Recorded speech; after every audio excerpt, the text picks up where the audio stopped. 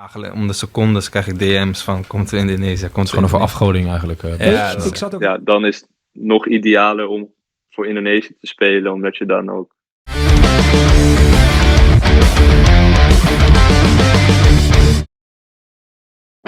Sejak tampil mengesankan di Piala Asia, Indonesia benar-benar banyak mendapatkan sorotan. Terlebih dengan program naturalisasi yang sedang gencar dikebut oleh PSSI, pastilah membuat Indonesia kian diperhatikan. Dan ditambah keberhasilan tim Garuda bersaing di ronde ketiga dinilai sebagai buah dari segala upaya yang dilakukan oleh federasi untuk membangun kekuatan tim nasional. Selain itu, keputusan Coach Shin yang memilih untuk melakukan potong generasi juga dianggap sebagai kebijakan yang terbilang brilian hingga menunjukkan performa ciamik seperti sekarang. Keberhasilan timnas Indonesia menembus ronde ketiga kualifikasi Piala Dunia 2026 tentu saja dinilai sebagai sebuah pencapaian yang luar biasa. Meskipun sempat down khususnya di dua laga melawan Cina serta Jepang, pada akhirnya tim Garuda mampu bangkit dengan menekuk Arab Saudi 2-0, sebuah hasil yang kini membuat tim Garuda bercokol di peringkat ketiga klasemen sementara grup C.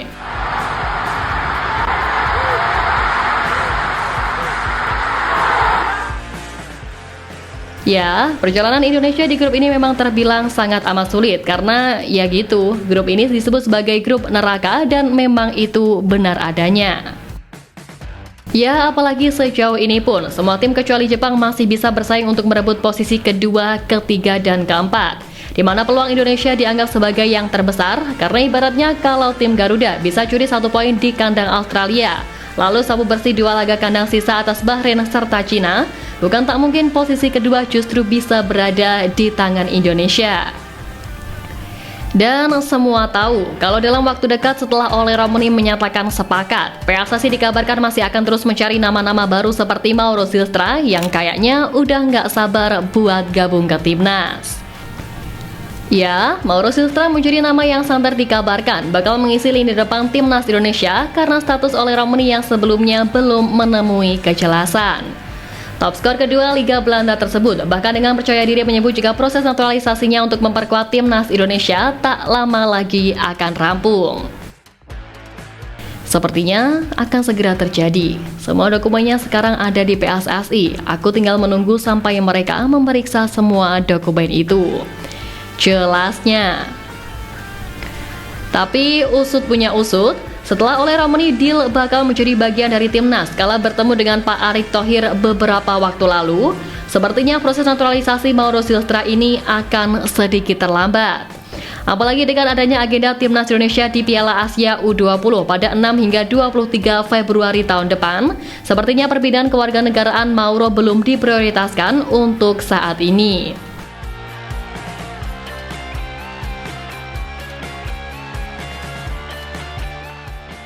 Ya, meski tak bisa dipungkiri bahwa kualitas Mauro bisa menjadi kepingan puzzle buat skuad Garuda, tapi PSSI telah mengungkap kalau kini masih fokus dengan penyerang FC Utrecht Ole Romani. Ya, benar, krisis di sektor penyerangan timnas yang masih menjadi momok benar-benar perlu diprioritaskan untuk melakoni laga-laga berikutnya yang pastinya bakal lebih berat. Pak Erick selaku ketum PSSI juga mengatakan kalau beliau belum pernah diskusi sekalipun dengan Mauro yang sejatinya juga merupakan pemain berposisi striker. Yang jelas, Pak Erick berharap proses naturalisasi Ole Romani bisa segera rampung demi bisa membela timnas Indonesia pada Maret mendatang. Dan soal Mauro, bukan tak mungkin proses naturalisasinya bakal dilakukan ke depannya, sebab PSSI juga mengaku belum menutup diri untuk menaturalisasi pemain baru, sehingga apapun masih bisa terjadi nantinya meski saat ini diskusi belum dilakukan.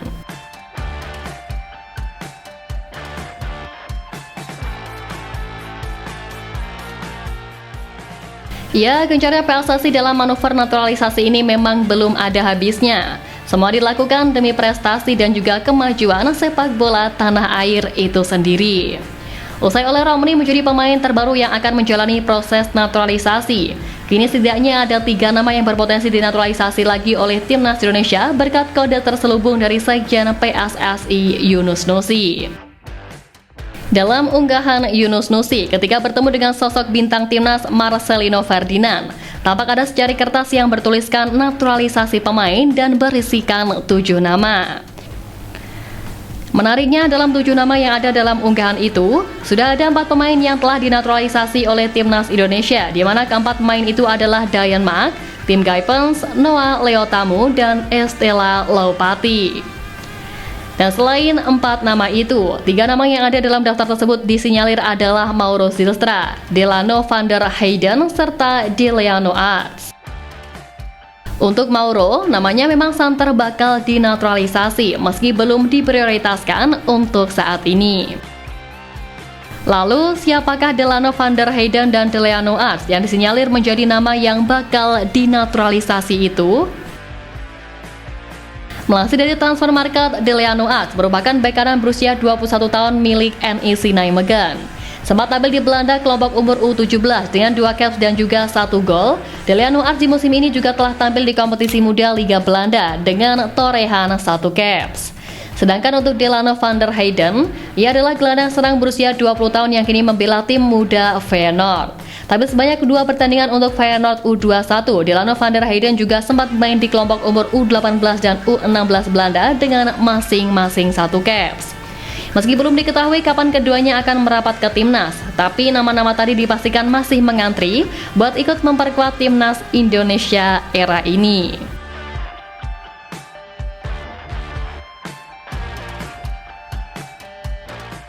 Dan melihat fakta bahwa banyak pemain keturunan yang masih harus antri buat membela tim Garuda, tentu Mauro Zylstra makin gak sabar buat mewujudkan mimpinya berseragam merah putih dengan rekan-rekannya.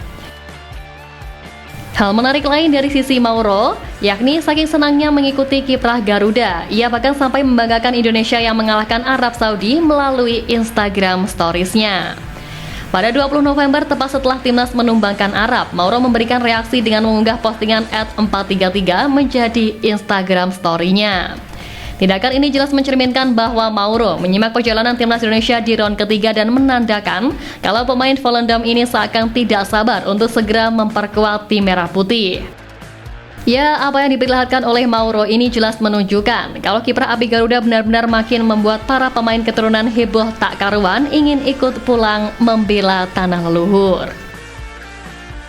Hal ini jelas menjadi berita bagus, sebab dahulu Indonesia seakan sangat sulit buat meyakinkan pemain keturunan guna membela timnas Indonesia. Tapi karena ini, Pak Erick Thohir pun memastikan bahwa apapun upaya dalam memajukan sepak bola tanah air didukung penuh oleh Presiden Republik Indonesia Prabowo Subianto. Demi kemajuan ini, Pak Prabowo akan membantu pendanaan untuk kebutuhan timnas Indonesia sebesar lebih dari 200 miliar rupiah seperti yang diungkapkan oleh Pak Erick Thohir pada Sabtu 23 November kemarin. Pak Ketua PSSI juga menyampaikan untuk surat bantuan pendanaan secara tertulis telah dikirim ke Pak Presiden dan juga Menteri Keuangan Sri Mulyani Indrawati.